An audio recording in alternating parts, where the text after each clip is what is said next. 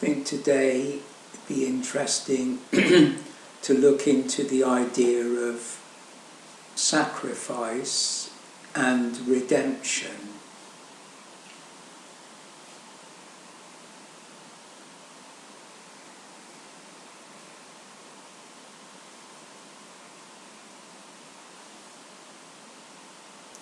I suppose the first thought that comes to mind is that as you grow up,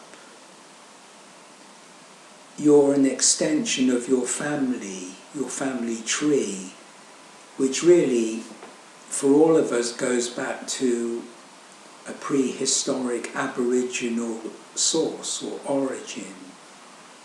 So each individual's an extension of what has taken place in the past to other people.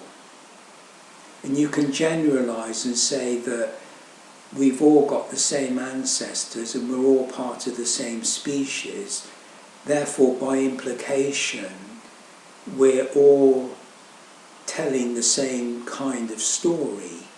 So you could say there's the story of the human species, and there are the many stories that go together to make the composite story of the whole species.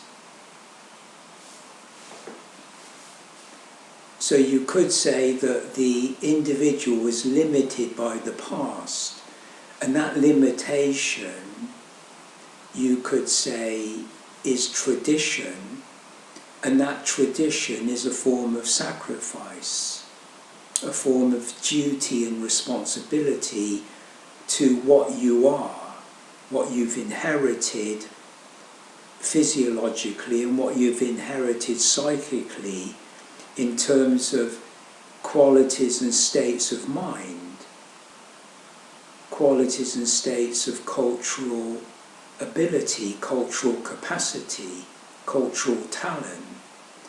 So we are a direct extension of the past psychophysically, and each person sacrifices by implication within tradition, within history, within the social structure. And in that there is redemption.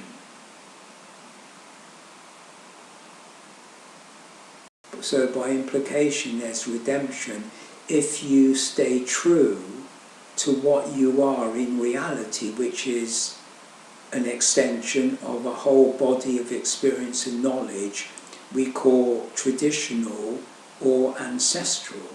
So really it goes to the root of culture itself. So we're talking about a pre-differentiated structure of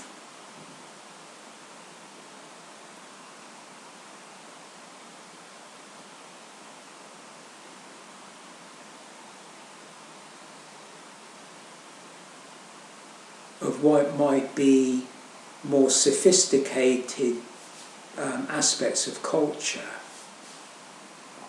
to a more fundamental culture which would be grounded in symbol and myth.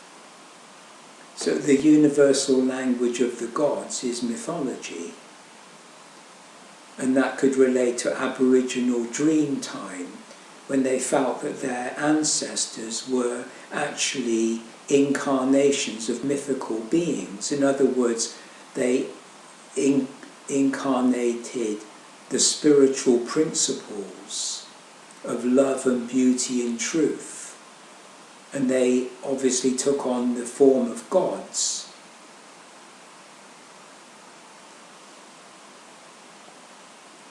So any drama of initiation involves death, transformation and rebirth. So there's the death of the past, because when you bury the dead, you're burying the past. So every person that is buried dead become the cult of the ancestors. And then each consciousness that incarnates carries on the tradition, the cultural conditioning within consciousness, and that I see as undergoing a transformation. And that transformation is really the sacrifice to tradition and the redemption in that sacrifice, which in a sense you could say ignites the moral order. So you're restricted by the moral code or the custom or the tradition, and living within that limit is a form of sacrifice, but in that limit you're redeemed because of the lessons learned in the past from leading a more personal, social and collective destructive behaviour. And this is true in the sense of what drives us instinctively, which is through aggression you have the will to power, which is the power of the power structure of the hierarchy in society, and you also have the aggressive instinct which fuels the ambition of those seeking power. So, by implication, everybody that takes a leadership role, everybody that puts themselves as the centre of attention and attracts to themselves that attention, whether through what you do physically, what you do psychically, emotionally, so what you do in the sense of you can organise a body of people, you can play music to an audience, you can write a book that influences a lot of people, and you have different kinds of skills within the social structure or hierarchy.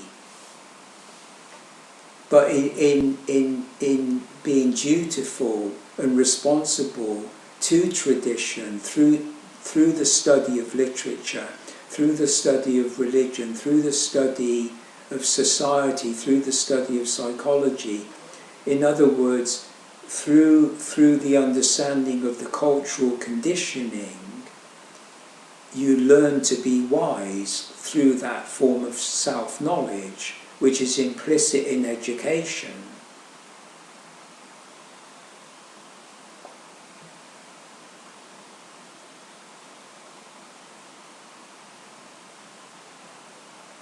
So you could say, ancestrally, all of the mistakes that have been made in the name of morality and ethics and principles, those mistakes have been learned and integrated, like the shadow side, as it were, and the renegade side, and the delinquent side, and the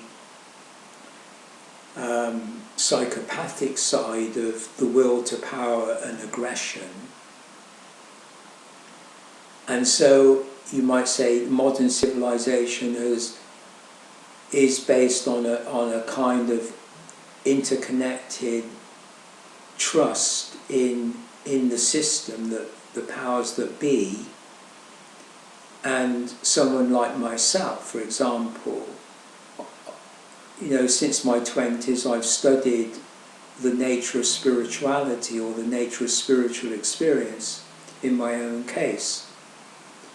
And I've not really concerned myself about the rest of the world. So the rest of the world are doing what they do, or the rest of my family are doing what they do, or the rest of my community. But basically I've just been focused on this one thing. And it's something I feel I was meant to do. It's a part of the tradition. It's in the nature of the study of mythology, which implies the study of history, the study of religion, the study of magic, etc. And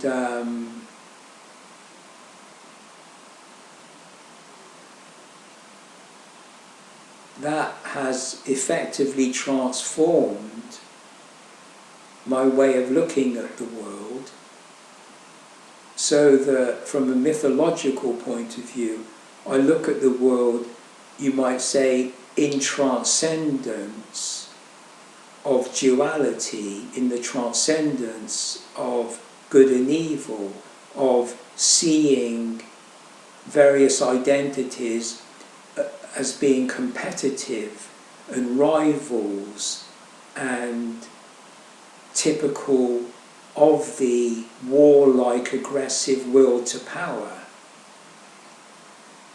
which is, I would say, a small minority of people in the past have corrupted their power due to very complex psychosocial, environmental, territorial decisions. So I think in a general layout of violence and wars and conflict in the past, I think, as in the present, in the Middle East, for example, there are just too many layers of problems and varying conditions that have brought about the mayhem in the Middle East, for example. And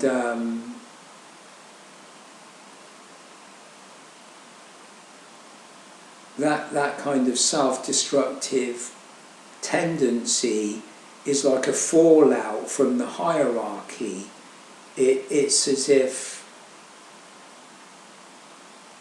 the sacrifice of the individual that takes place in war for the collective good, the just war for religion and politics and whatever, earlier under the priest-king, and then there was a separation between church and state, and now more or less you could say it's a secular, technologically driven society, and in effect the universal application of say the internet does help to dissolve boundaries, does help to create a kind of unitative correspondence between individual people across the world. And therefore it's a challenge to very fixed conservative hierarchies, like the monolithic Catholic Church, for example, or the monolithic royal family in England, those kind of institutions. And yet those institutions are typically traditional.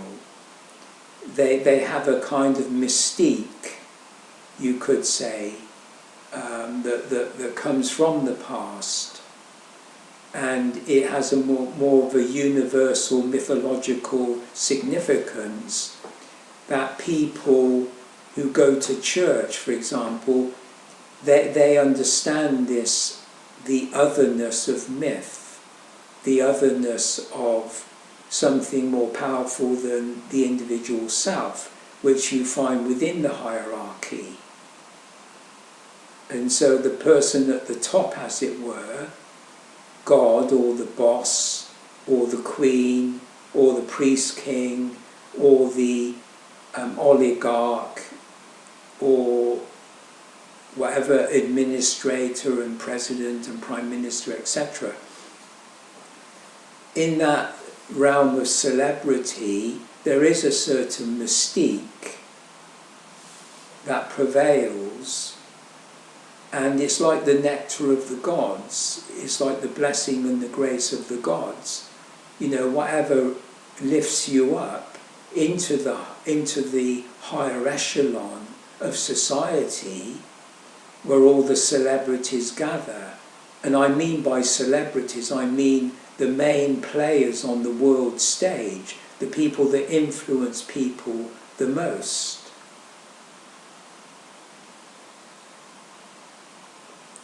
And you could say that the Aphrodisiac of power is of a sort of demonic numinosity, the shadow side of the Godhead, that it's inevitable that some aspect of the soul, some aspect of the ego identity will strive to overshadow everybody else. And a perfect example would be the Nazis, who literally cast a shadow over at least a third of the world. And that war against evil, called a just war, involved the sacrifice of millions of people for the good.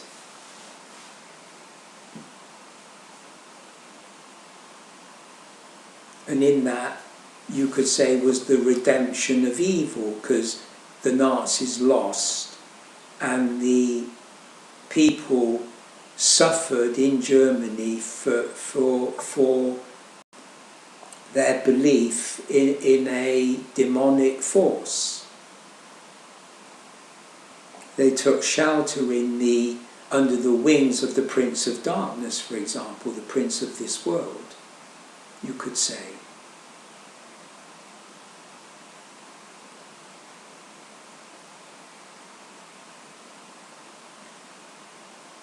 I mean, blood sacrifice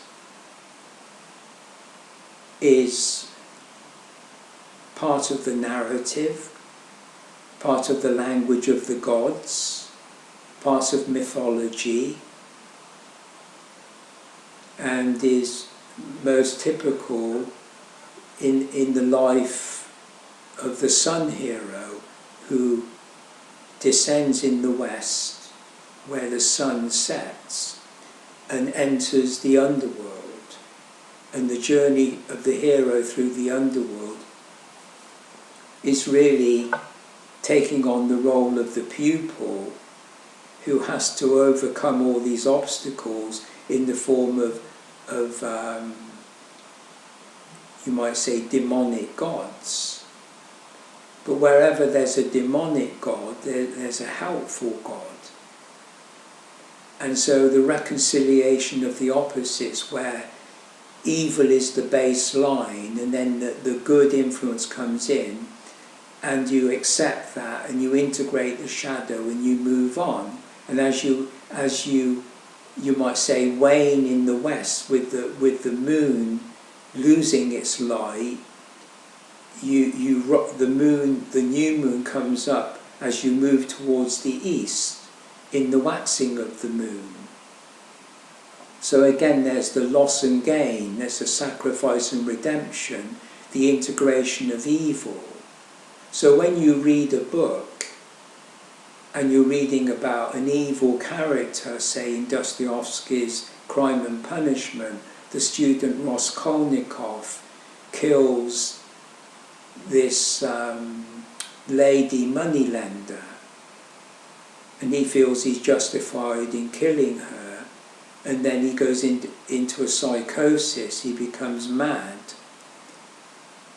and kind of inwardly terrorised by the guilt and the fear of being found out. So something in him wanted to kill this other person, which is an evil act. It's a violation of human rights, you could say. Even in the natural order, animals just don't kill in that cold-blooded way, in that particular way.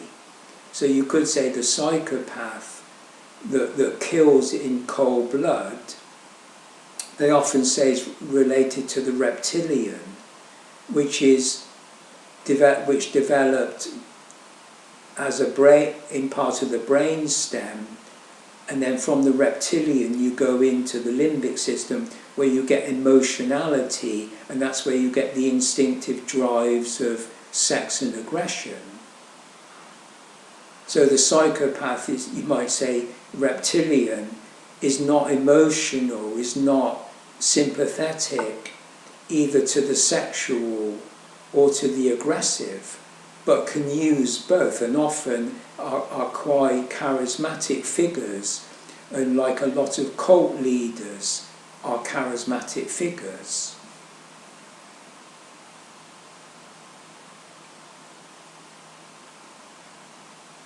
And so they live dangerously, and they think they can get away with murder, and there are a lot of forces of light fighting against the forces of darkness, and all of that's going on as a fabrication, a fable within our consciousness.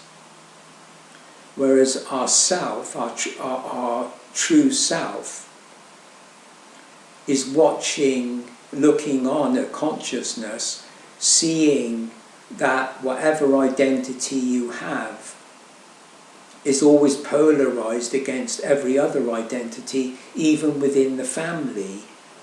So it's not a matter of simply reconciling the opposites, but being vigilant, because the friction between identities, the son, the daughter, the brother, the sister, the father, the mother, there's an innate friction in the very language we use, within the very symbols that make up the structure of consciousness, the structure of language. So inbuilt, for example, into a novel, the whole novel, you could say, is fired by the friction between the characters, and in that transformation there's often loss and gain, there's often sacrifice and redemption. If you want things to develop in the future, there's the understanding and responsibility for the fact that in sacrifice there is redemption.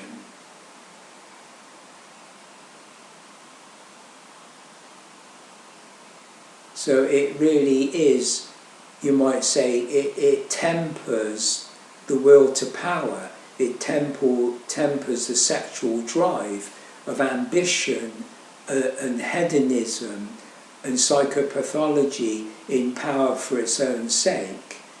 Absolute power corrupts absolutely.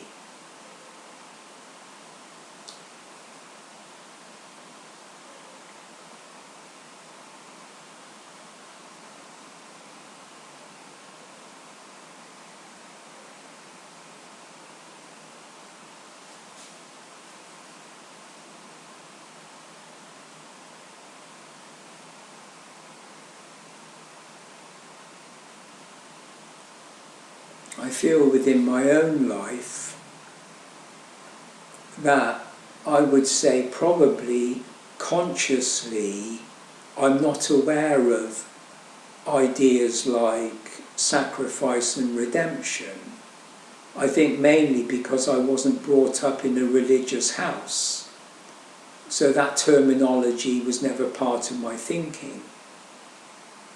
But it's part of the mythology of all languages, the mythology of all dreams. So it's inbuilt into the various systems of knowledge and the very structure of consciousness itself.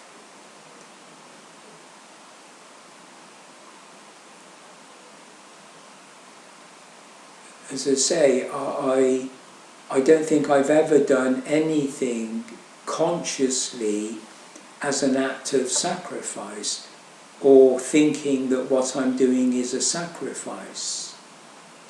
But I know, on one very important level, that the whole of my life has been a kind of sacrifice.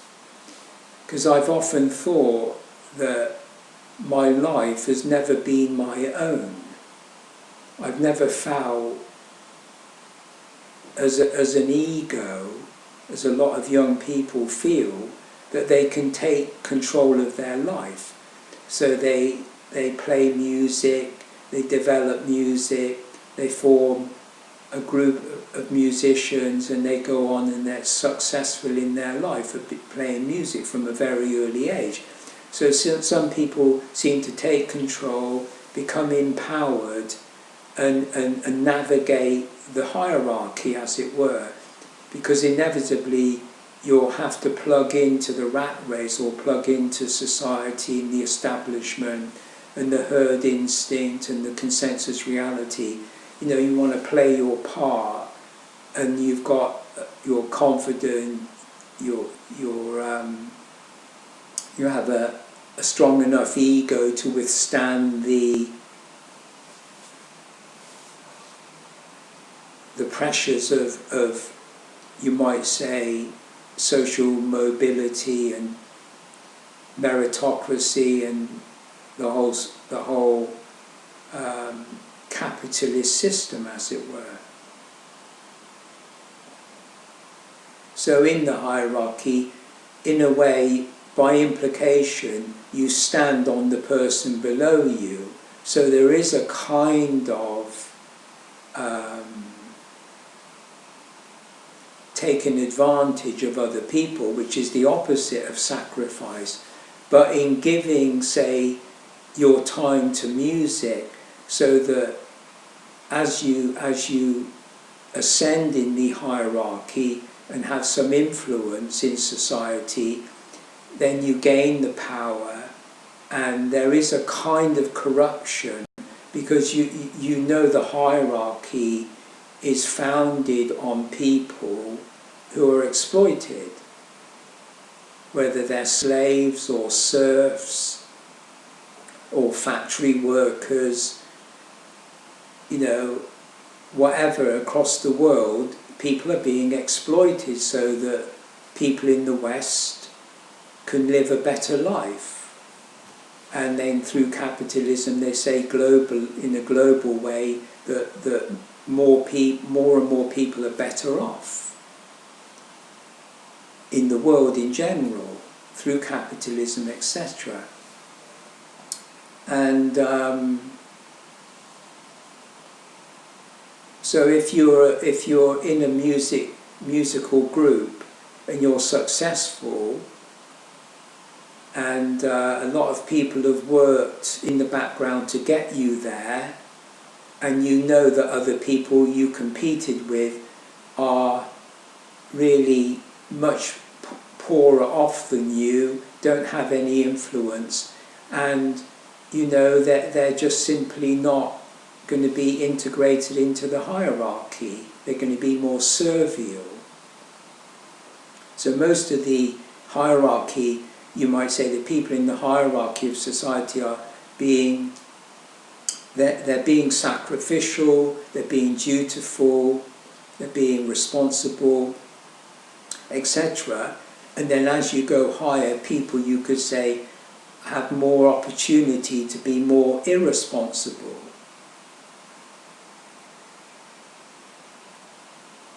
So you could say there's an element of unconscious guilt in those people that climb the ladder of hierarchy by implication. And therefore, you know, you could say they're people that indulge in charitable things to kind of reconcile their guilt, balance their guilt.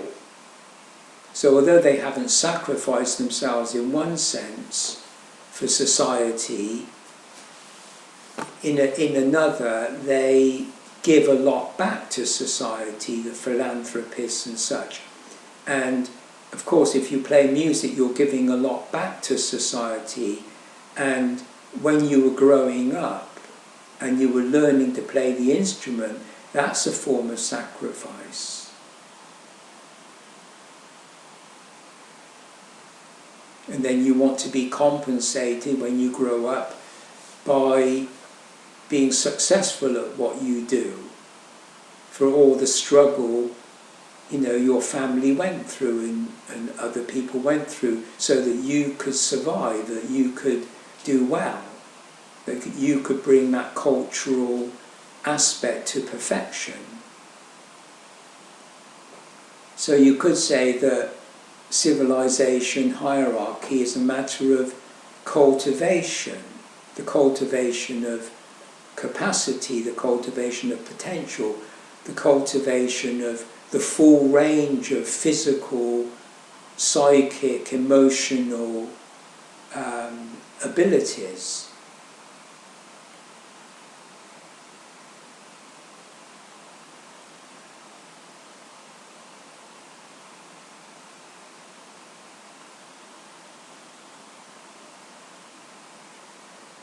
And also in my life, not have I been aware of the sacrificial element, but I'm also not aware of the redemptive element. So I haven't really thought about, my behaviours being redeemed, because one, I don't look at my life psychologically, and the only time where sacrifice and redemption came into my life was when I studied mythology.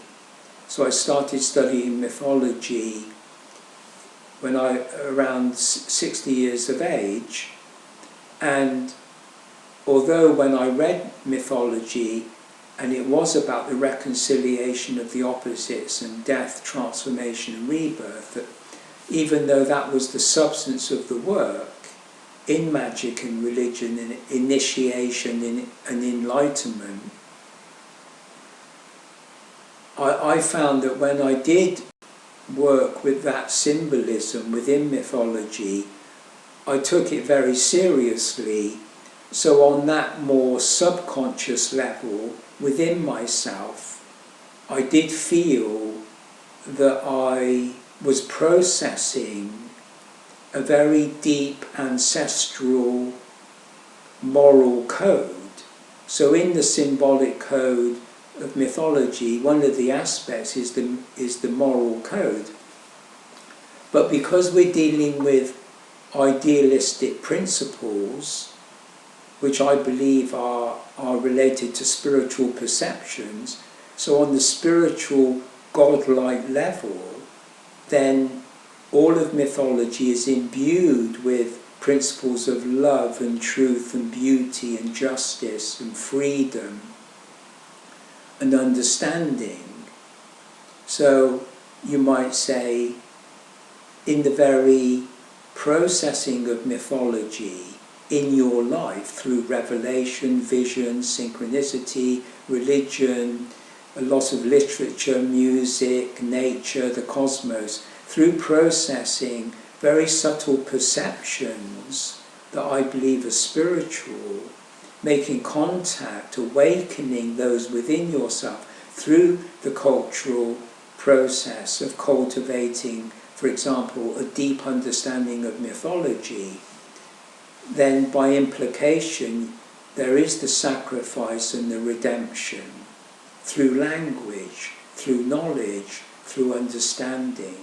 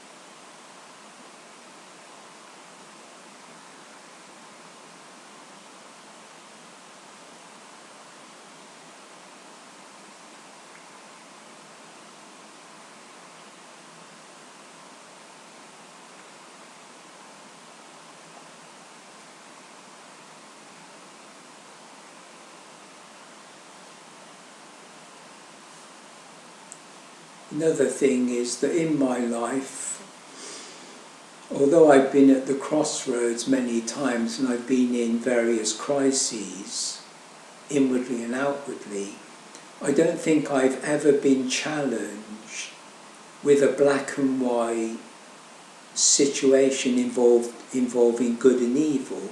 I don't think I've ever had a choice consciously between you might say, the power for the good and the power for the evil. I don't think I've ever faced that difficulty, but I can imagine in the future, if I was in certain situations and I was asked by the hierarchy to agree with certain evil implications that would be considered evil from a certain perspective, in the sense of the reconciliation of the opposites, and how it's probably impossible within consciousness to isolate good from evil, because I think that the whole of consciousness is rooted in the psyche. So you have the psyche, which is, I think, independent from the physical world and the physical body and the brain, and the psyche is in its own dimension with dreams and visions, and maybe the land of the dead, where people, when they die, they continue to live in the psyche.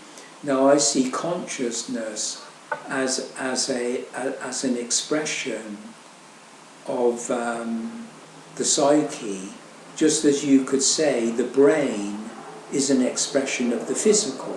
So the highly complex brain is an evolution of the physical, and the highly complex consciousness is a development of the psyche, the same thing.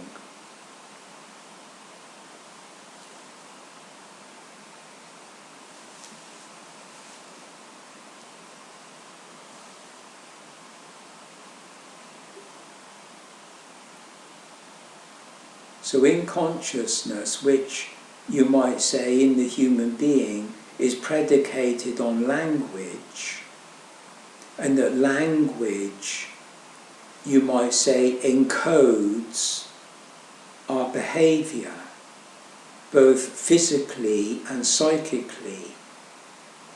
So you could say what we are, psychically and physically, what we are in potential, and all that we become is encoded in language. So you could, read a novel that's 1,000 pages long, or you could read the Bible, which is over 1,000 pages long, and then you have a microcosm of the human condition.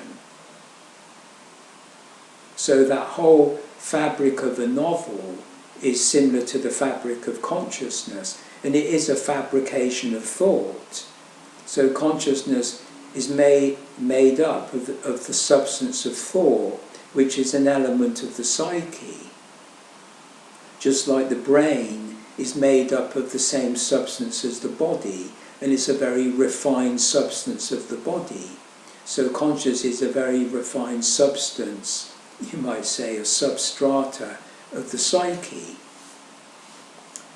And by implication, the very concept of evil, the very concept of a good God and an evil God, or Satan and Christ.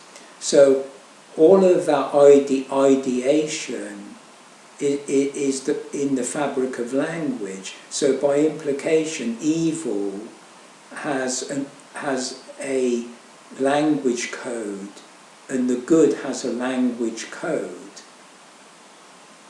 And you could say, from a more evolutionary idea, you could say, if an animal is looking for food, then it has to discriminate between what's good food and what's evil food, or good food and food that would make them sick. So you could say, in that positive and negative, the good life is eating good food, and the bad life is eating poisonous food. So then you could say the tree of the knowledge of good and evil has the poison of the serpent, but also the redemptive qualities of the Christ.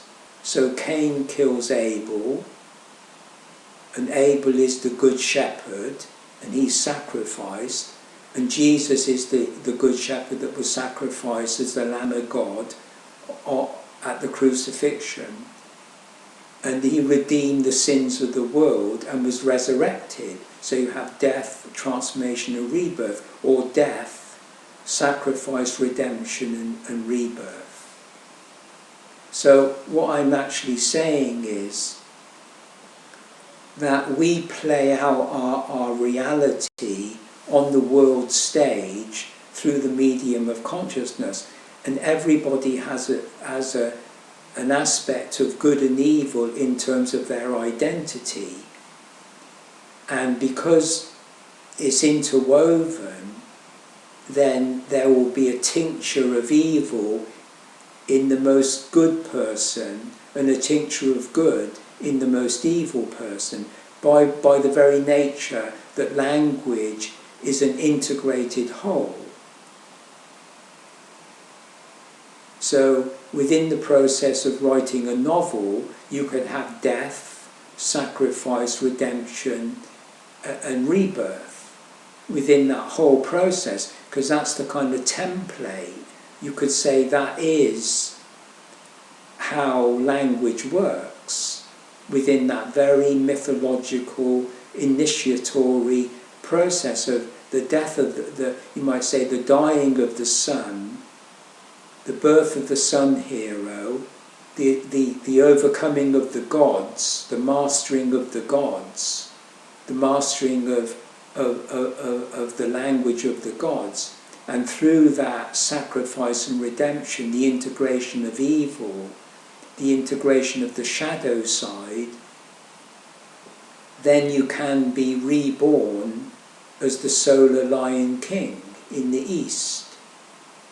So the sun hero becomes the soul invictus.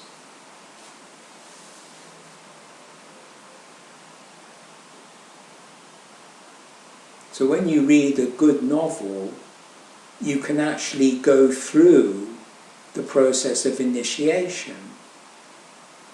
So I feel that in culture, in terms of the hierarchy, so we're talking about gradations of culture, gradations of morality, gradations of love, gradations of justice.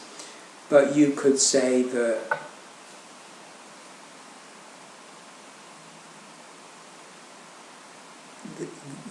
the sublimation and purification of the gross instincts into the higher faculties, you might say, has the inevitable sting of sacrifice and the balm of redemption going on within each person, within each set of dreams, within all of literature. And so we see the same in science. People with good intentions, you might say, study the theory of relativity and create this thing called the theory of relativity, which leads on to the atomic bomb that killed thousands of people. And then out of that technological cauldron, you get the internet and television and everything like that, and people could say it's highly positive. So again, because they're constructs of thought, they're constructs of language, they're constructs of culture in terms of science and religion, etc. Therefore, there's a diabolical element, there's a kind of yin-yang relationship, and we have to work through that karma. We have to work through human nature, through human fate, and through human tragedy and suffering for the good.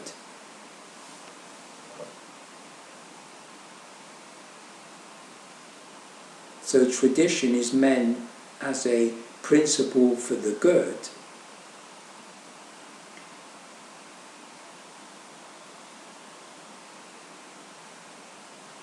and each person being an extension of tradition in its widest sense, means that at its base, tradition is ancestral, tradition is mythological and symbolic. So on the surface, in the modern secular world, you could say myth and religion and mysticism and magic are still operating as collective forces in what Jung called the archetypal forces of the collective unconscious, that are working in the background, just like the stars and the planets and the various solar systems. They work in the background during the day and we don't see them, but they're there, and then at night we see them. But they're the real forces, what they call the astrotheology, or the astrological forces, you might say, of the zodiac, of the kind of mythology, the language of the gods. But in reality, symbolically, in consciousness, those gods are real thought forms. They're part of a real language, and they have real power. And the depths of inspiration, the depths of creativity, the depths out of which culture itself has been forged, is coming from that mythological substrate, the power of the symbol. So if you embody and encode in your life something of the power of the symbol, then we're really talking about the hierarchy. We're talking about the governance of the cultural conditioning, the power of the symbol to influence. And people are drawn to the colour black, other people are drawn to the colour white. And there is an ambivalence between good and evil. It's not always clear, and there is a paradox. And I know quite a few times in my life I've lived in the shadows, I've worked in the shadows, I've worked with deception, and even though they're only white lies, I don't think anyone was harmed by my decisions, but I did make negative decisions for what I considered positive reasons.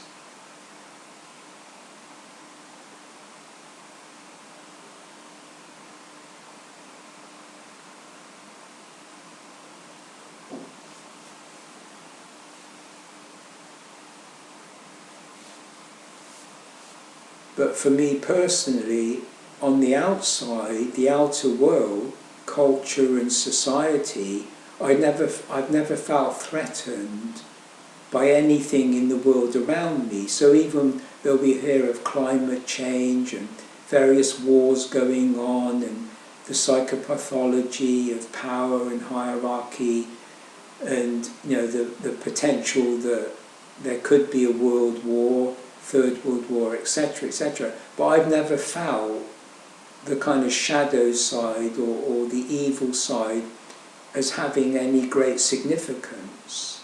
I've never felt a threat outwardly, but I have felt challenged and threatened by more inward forces of negativity. So I've experienced very powerful states of mind that you could say are more psychotic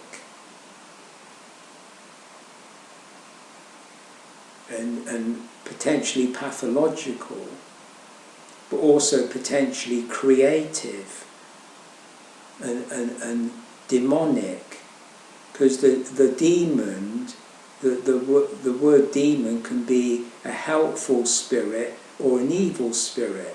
It can be your genius, your talent, your genius for something creative and good. But it can be malevolent and mischievous.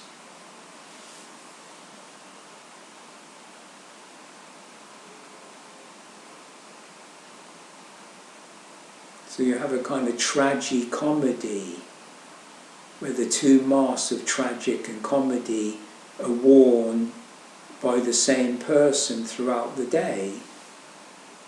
And the kind of diabolical level of relationships where the conscious mind loses its ground and then enters a more emotional ground where you get the sexual drive and the aggressive drive, and then there's friction, and then there's anger and passion and possibly murder. So statistically there will be in a spectrum of good and evil people that will psychopathically kill other people in cold blood, reptilian-wise.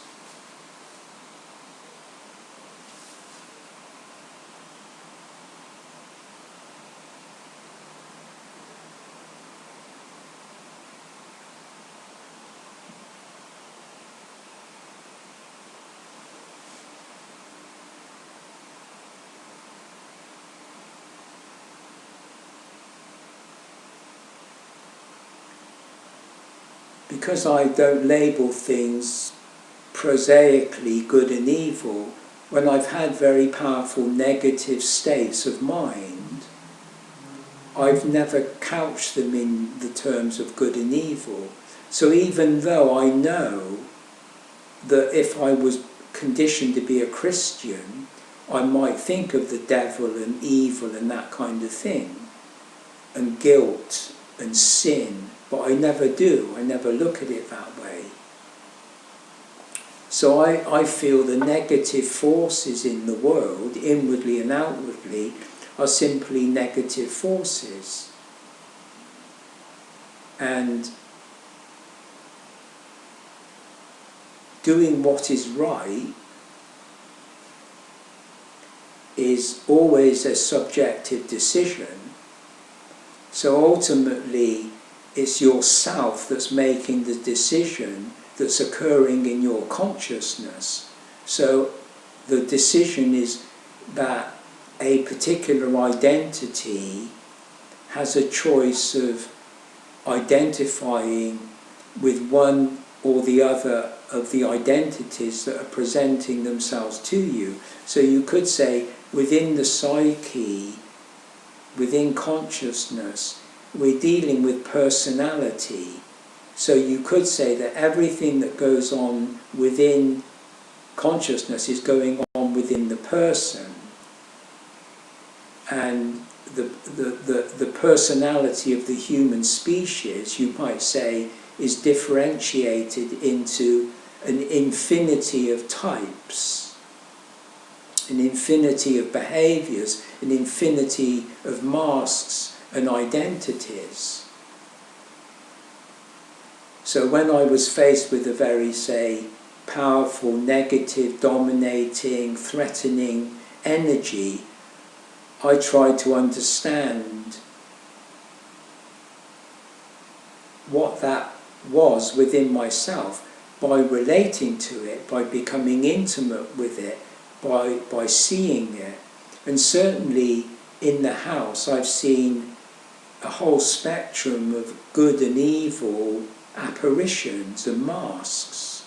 So all kinds of mythological entities populate the house, and I'm very neutral towards these energies, and none of the entities ever speak to me, and they go around the house, so to speak, very ancient things, very modern things, people walking around and whatever. But I have no idea what the landscape is. I don't know why they're coming into the house. And I've seen very demonic masks and very beautiful masks. And the whole cauldron of mythology, the whole cauldron of the gods, I take symbolically in a neutral way. And when you're reading books and listening to music and having a dream and doing mythology and studying whatever you want to study and having conversations, none of that necessarily leads to actions in the world that would violate human rights, because it's all going on within your consciousness, it's all going on within your thought. So as long as you don't act things out in the world in terms of violence and aggression and that kind of thing, then you're safe to think anything you like. I think for me the imagination should have no limits. So as we find in novels and science fiction, I think the human being should be free to imagine absolutely anything it likes or dream anything it likes.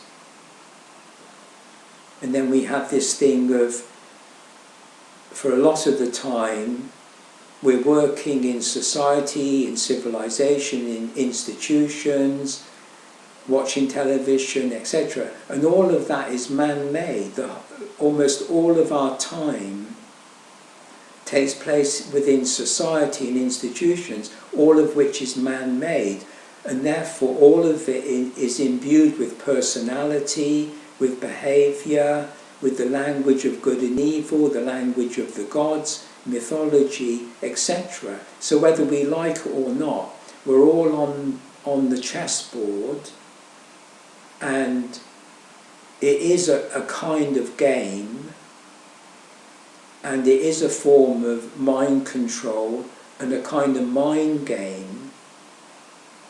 And you could say we're all vying for position on the world stage, and then we differentiate into a hierarchy out of a kind of communal base of people that are more or less rubbing shoulders with each other in the marketplace, in the institutions, in the educational system, as we progress and differentiate up the ladder of success.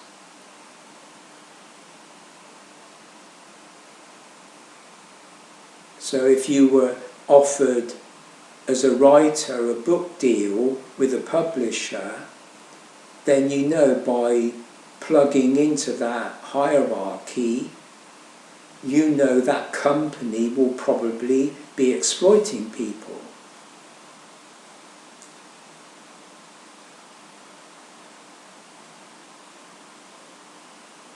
So there are people that are being sacrificed for each step made up the ladder of the will to power. That's the food chain in nature. We all feed on each other and it's predatory. So you could say within the construct of consciousness, the ideal of Christ and the ideal of Satan, then in the end, those opposites that are then reconciled, because in a sense you sacrifice yourself in the reconciliation of the opposites, because you take upon yourself, integrate the shadow side. So there's a form of sacrifice and redemption. So you're, in a sense, you're serving the higher purpose, the higher transcendent purpose, and therefore you're supposed to sacrifice yourself by becoming tainted by the negative side, by the evil side. If you read a book and it's about a murder, then you are identifying with both sides. You're identifying with the murderer and the victim by reading the book, by watching the film, by thinking the thoughts, by dreaming the dream. So you're in the stream of consciousness anyway, and all of the colours of the rainbow, all of the alchemical elements are being ground together and transmuted in fantasy and then differentiated out into mythology and the conscious language of literature and music and art.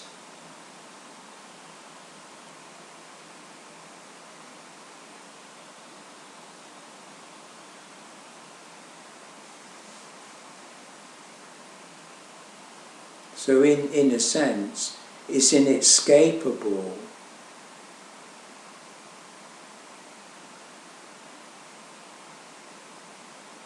that in consciousness there are the mixture of the elements. Good and evil are inseparable. America and Russia are inseparable. Black and white and music and art and science and religion, they're all together within the language of mythology and symbol. So all music is music, all literature is literature, all philosophy is philosophy, and each thing is everything else. It's all one essential chaos and confusion and undifferentiation, which becomes related, differentiated,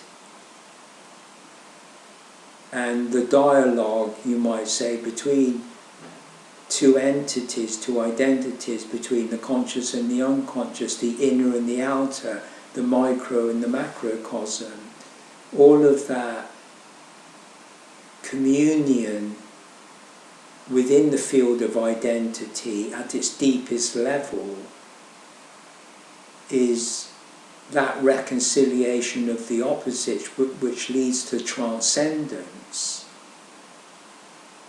to the realization that self, each and every self that's ever lived, whether they like it or not, is born into, incarnated into a consciousness predicated on the warring opposites. That is the human drama. That is the tug of war between fate and destiny.